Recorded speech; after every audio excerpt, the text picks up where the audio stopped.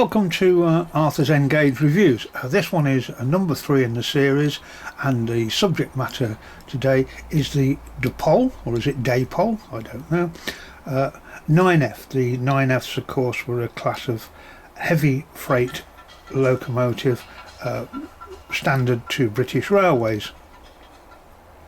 Now then, a little bit of history really, and a quick look at the older but much revered Minitrix version. So here, of course, for those of you, here of course is a Minitrix Britannia. Why is he showing us a Britannia when this is about 9Fs?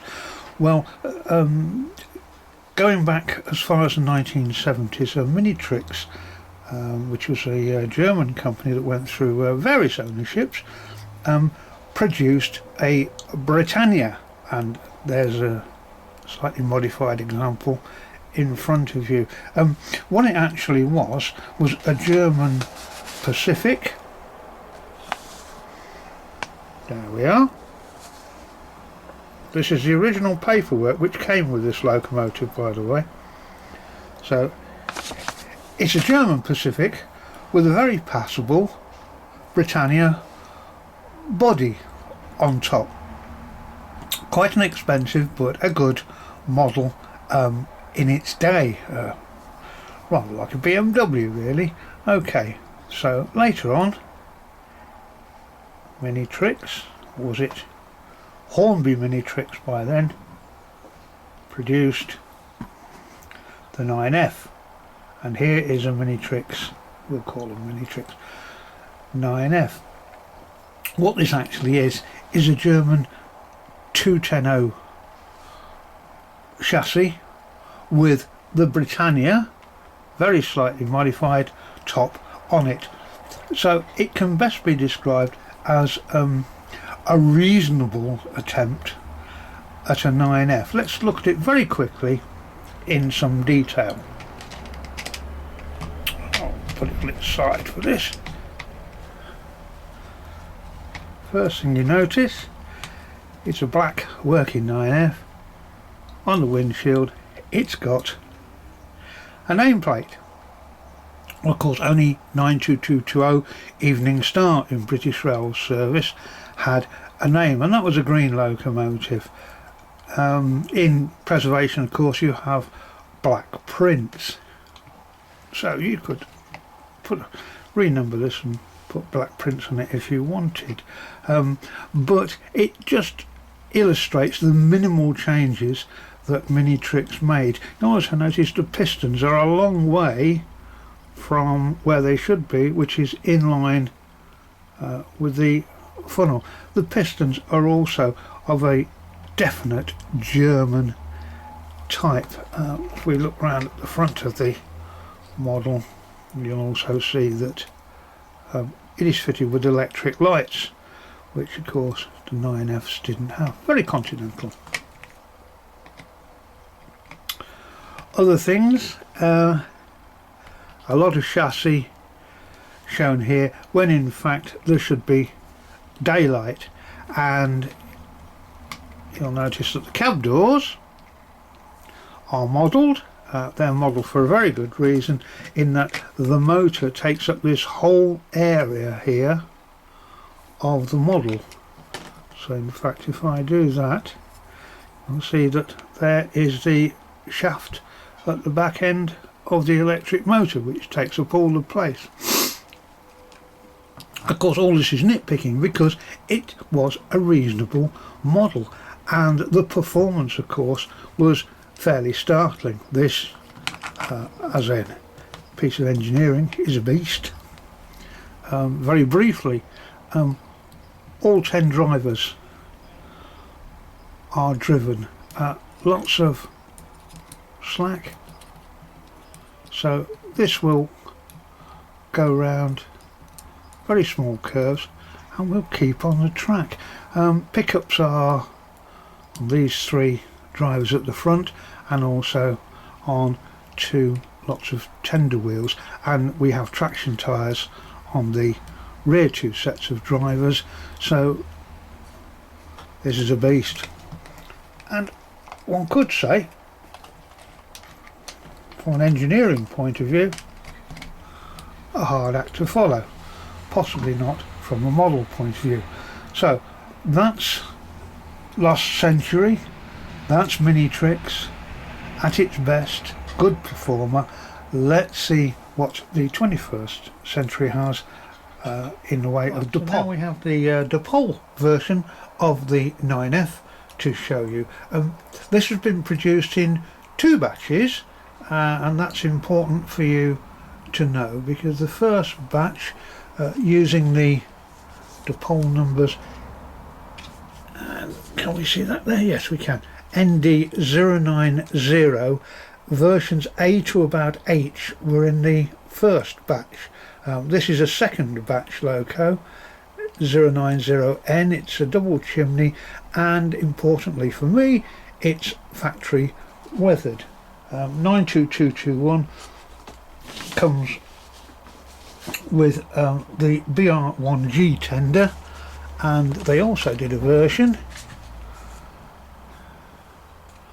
with a BR1C tender, and that's 090M 92133, single chimney, and again it's factory weathered. So okay, very nice. They're batch 2. I'll not open them yet, because we have what may be later batch 2, or could be even described as batch 3 locomotives, and this is the issue that was in the summer of 2014. And again, I have 2 locomotives here. We have 92088, which has been produced in ex-works condition, and if you have a quick look at the number there, 2S013001, which tells you immediately that Dapol have had a renumbering, so that's quite useful for us to know how old these models are for the future. And just to complete, we have 2S013005, that's 92006, the early crest, the BR1G tender, and again it's factory weathered, so it's interesting to compare the weathering on this loco 92006 with the weathering on the earlier version, which you can see quite clearly in the earlier packaging. Right, let's open the box.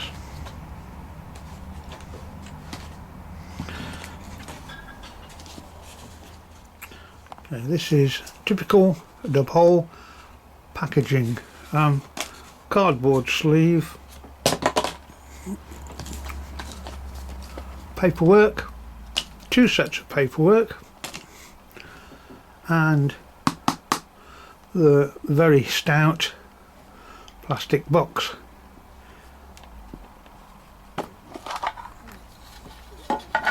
Inside we have a foam insert. Then we come to the complicated bit. The locomotive is encased on 4 sides with a wraparound plastic frame. There we go. It allows us to pick the locomotive up quite easily and see what we're getting, and you'll notice there are spacers within that. Here's the bits box, or the bits bag I should say, and in this latest version there are 2 sets of bits, and what becomes immediately apparent to me is the fact that this locomotive doesn't have the cab windows, and I'll explain that later. Okay, very brief comparison with the Minitrix. First of all, you see that the pistons are modelled correctly in line the valve gear is beautiful. You can see the gap underneath the boiler, very apparent in the actual locomotives themselves. If you were standing as a young man down below them, or you were at rugby and they were flying across headed for Leicester on the Great Central main line. We still have this cardan shaft here, Dapol. It's a tender drive locomotive, I should have said, with a cardan shaft which then drives all the front of the engine, and the front of the engine is plastic. Another apparent change is the valve gear, which is all in this much more realistic silvery metal type finish. Obviously there will be pictures of the Minitrix 9F and the Dapol 9F side by side for comparison at the end of this video. But what is immediately apparent is this is a much more accurate scale model. Okay. Before we go on to look at the locomotives in detail, and let's have a look at the paperwork. As I said, with the latest version there are two pieces of paper. The first is the oiling, the do's and the don'ts, how to get it going on DCC if you wish, and of course a thing about changing couplings, because of course this is fitted with the NEM pockets, or the sticky out coupling box as I call it, so that in theory that makes it easy for changing couplings. And the second bit of paper is, and we quote, the Dapol no quibble 24 months mechanical warranty, with a little star, and the star of course is all the bits they're then going to quibble. But having said that, that's very good of Dapol, I think. Their maintenance, and if you have a problem, is all done by this company, DCC Supplies, and I have a little experience of having one of their locomotives, not a 9F, I stress, going back to DCC Supplies on behalf of Dapol, and I have to say that their service was very good indeed. So that's the paperwork. Now let's look. So here we have 92133, which is a batch 2 locomotive. Why am I referring to batches? Well, batch 1 locomotives were so bad. They did have a number of mechanical issues which have been dragged over time and time again and very well publicised in the Engage forums around, so I won't repeat it, but very basically there were question marks about the motor and its ability to pull prototypical loads, and also there were quite a few problems with the front bogie. Everybody liked the way the model looked, they just didn't like the way it performed and its inability to for the front bogie to stay on the track. But Dapol made changes, and so the locomotives in time have got better, and it would be true to say that the batch 2 locomotive, in my estimation, my opinion, is a much better beast than the batch 1. That's not to say things couldn't be improved, but we'll get on with that.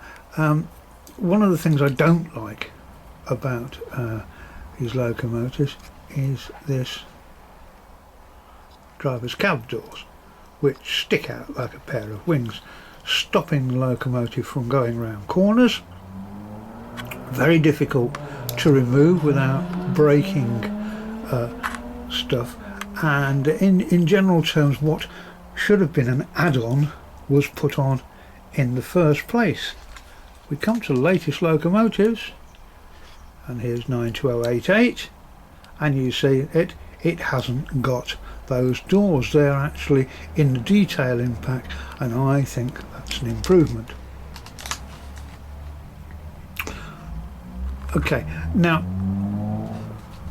one thing that's got to be said about this model, it's factory weathered.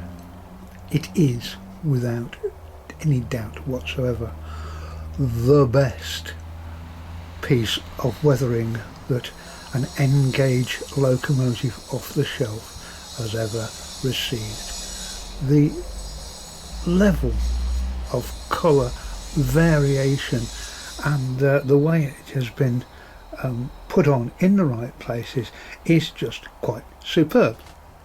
It's the best, and this isn't a fluke, because if we look at the other model in the series, the double chimney version, weathered, it's exactly the same. And I mean, not the same weathering, there are slight differences between the weathering of the two locomotives. What I actually mean is that the quality is there. So Graham Farish, please take note. So the question on everybody's lips is, here's the latest version. So here we have the very latest version, 92006, new to me as in August 2014, and this is the latest version of Dapol's factory weathering.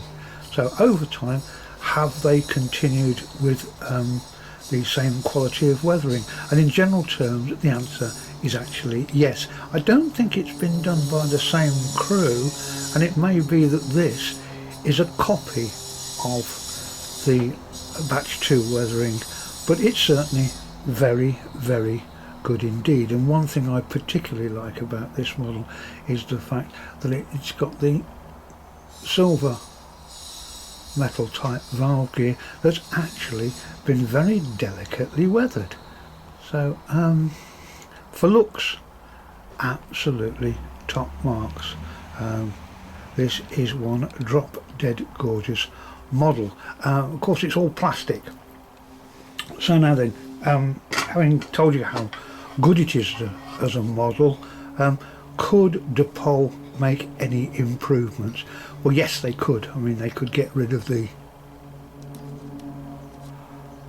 large coupling going through there, but that would necessitate a change of motor, and that has been put forward, I believe, quite a few times. I think that's quite a major item for them for the future. But at some stage, yes, they're going to have to change the motor, because the opposition, as in Graham Farish, is has now got very small, very efficient motors in their models. So what else could they do to improve this model? Well, it's all plastic, so they could add some weight somewhere. Let's talk weights, because I've said in previous reviews how I consider weight to be quite important.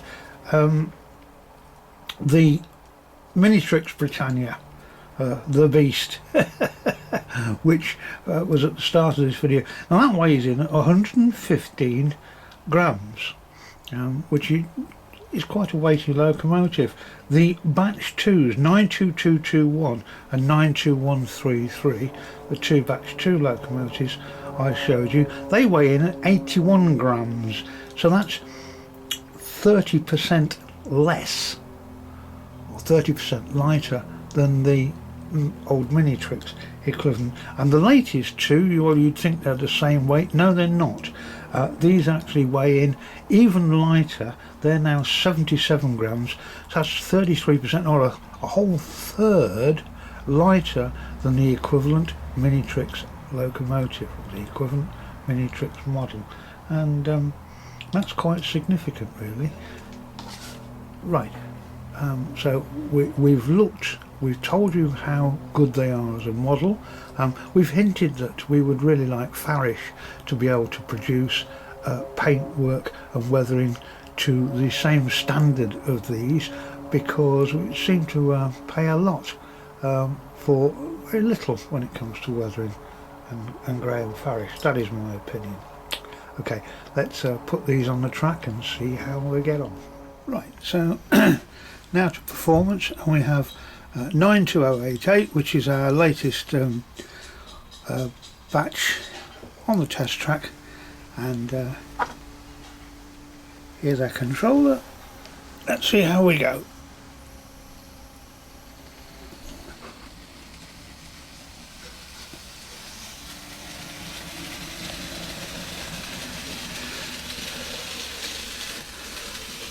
So light engine, just a little lurch there as we go over the points. That looks like a clearance problem to me more than anything else. But again, this is a brand new loco, straight out of the box, and that's smoother. Oops, that wasn't smoother. Let's give her a few more revs.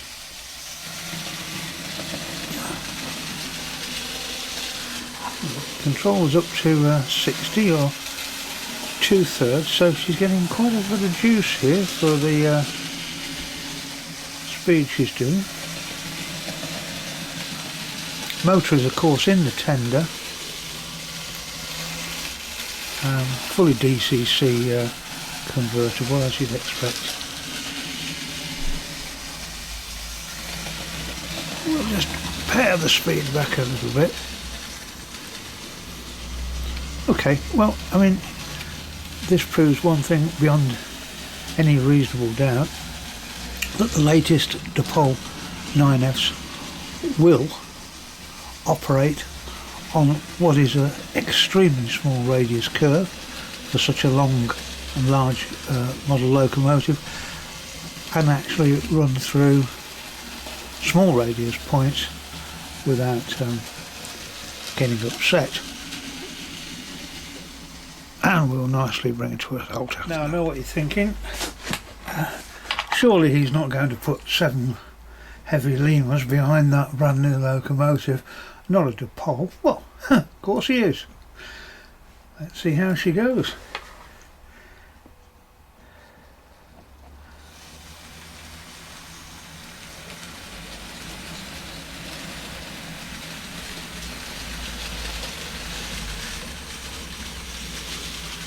And the answer is not bad at all. Controller is now, as you can see that, up on 70, so she's using a little bit of power, but is handling what is a reasonable length of train. And if this was freight, I suppose it would be the equivalent of about 16 or 17 wagons, so she'll handle 20 free running wagons without any problem at all, I would think. And on your railway, or on your club layout, where curves are much more generous, track is better laid, then I think you can expect a realistic performance out of this locomotive. And as a final thing, we'll pare the speed right back, and there you are. Slow speed performance of a 9F. Very, very slight wheel slip I can see going around that top corner, but I wouldn't expect anything else. And it has to be said that the Minitrix 9F going around the same corner does actually spin a little bit on that curve, but I think you'd find that that was more down to age than anything else. But I'm impressed with that. Right, so we now have 92006 on the track, just to prove that 92088 wasn't a fluke. Away she goes with the dreaded 7 lemurs. So while that's bedding itself in, let's do some scoring on this. Appearance, 92006 and 92088, the latest batch, 97 out of 100. One of the pictures that I'm going to do at the end is of the pipework on the fireman side of the loco, which is that side. If you're viewing, this is a left-hand drive locomotive, they're English,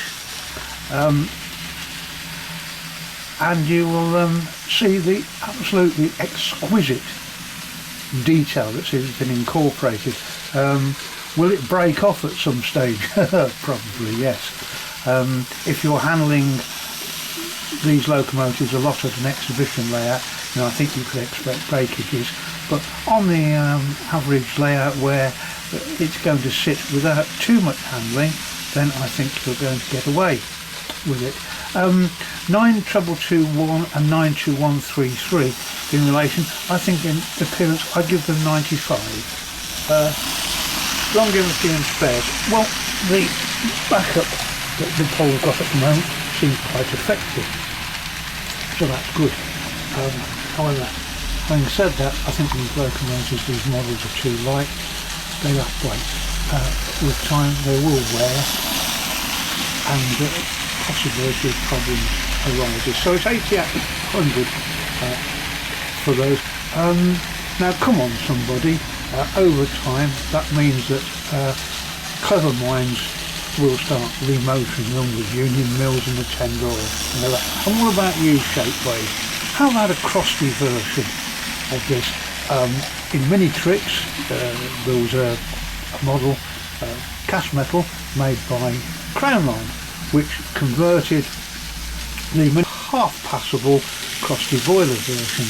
If you're not aware of the crusty boiler versions, these were 92020 to 92022. They were seriously ugly but interesting.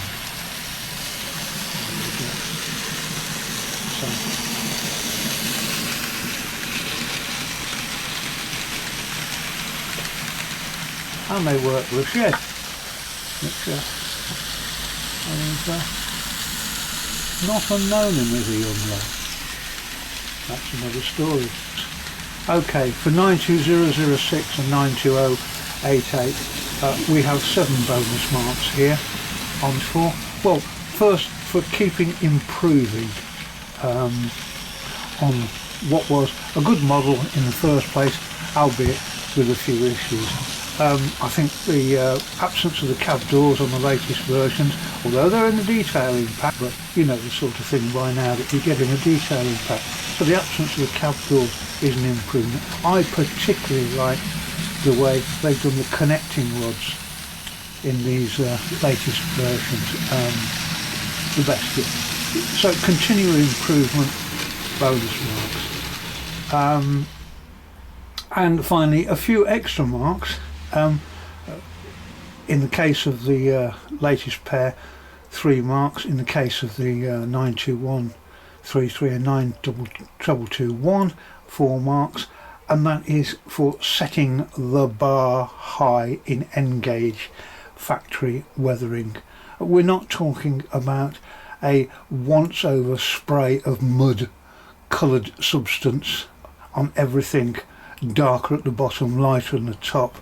We're talking about the use of multiple shades of white for where liquid is going to escape with the safety valves and things like that, and a general, even down to the connecting rods on 92006 have been weathered very slightly, and I think they've made an excellent job. So that's the end of this particular review. That's the end of this particular review. Overall marks, okay, 92006, 92088 come out with a final score of 89 out of 100, and the previous two come out with a score of 87 and a quarter out of 100. How did we manage that? I don't know. Okay, that's number 3 over with. It's been a bit long because we had the Mini Tricks history and also a lot of locos to look at. in one way or another. What are we going to do next? Yes, well, we're back to Farish for number 4. We're going to do have a look at the Ivet 2MT260, quite a new model and very, very popular, with again a little help from Minitrix, or was it Hornby Minitrix by this time? Tune in and find out. Hope you've enjoyed this, and I hope it's not been too long, but and hopefully we'll improve the quality of these reviews as we go on. So the final look at what looks to be a decent yard.